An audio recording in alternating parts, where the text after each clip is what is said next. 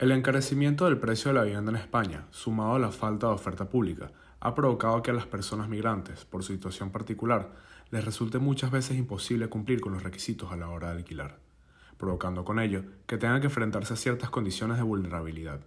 Hablamos con Elisa Orey, profesora de la Universidad Complutense de Madrid, para que nos cuente más al respecto.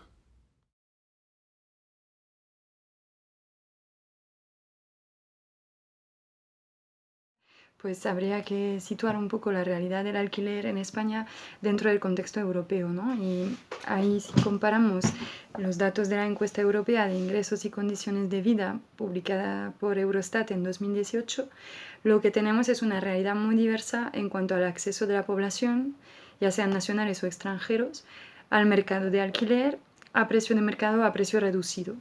En general, la media de población que vive en alquiler en la Unión Europea se sitúa en torno al 30%, pero hay una diversidad grande entre los países.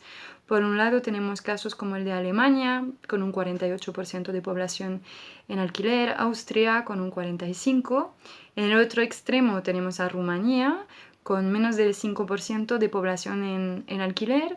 Y entre los dos vamos a encontrarnos con el caso de España, con un porcentaje de población en alquiler en 2018 del 23%.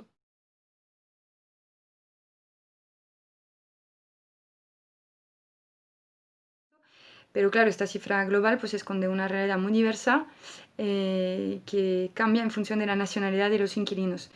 Y ahí tenemos datos de la encuesta de condiciones de vida del Instituto Nacional de Estadística, que nos dice, por un lado, en 2018 tenemos un 13% de la población española que vive en alquiler.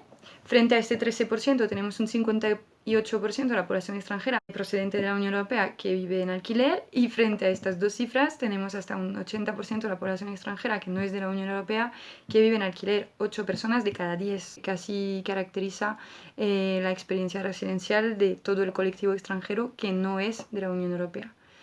Sigue siendo una realidad para ellos.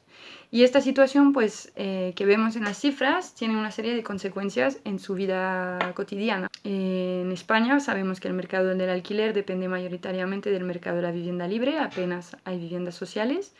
No es significativa la vivienda social, como puede ser en otros países como Francia o Austria, por ejemplo, donde tenemos una política de Estado más decidida hacia la vivienda social, con sus pros y sus contras.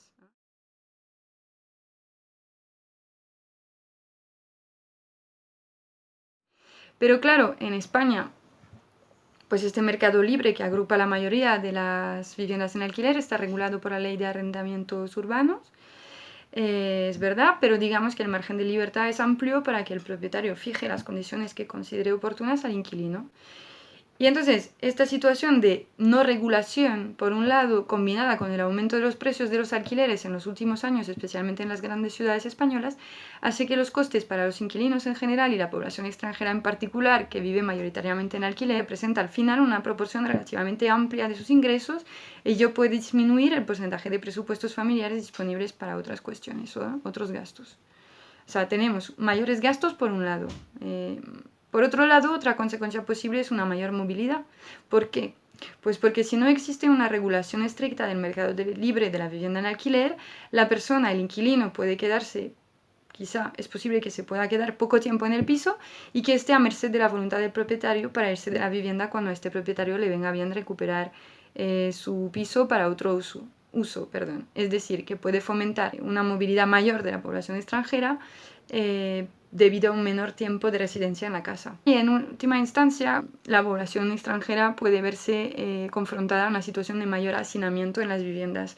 Con el objetivo de afrontar los gastos de la vivienda, pues una estrategia posible es efectivamente pues este hacinamiento, es decir, el vivir varias familias en una misma casa, quedándose cada una de ellas en una habitación para poder limitar así el coste para cada una de ellas, ¿no? Considerando a veces que esta situación en alquiler viene acompañada de unos ingresos limitados.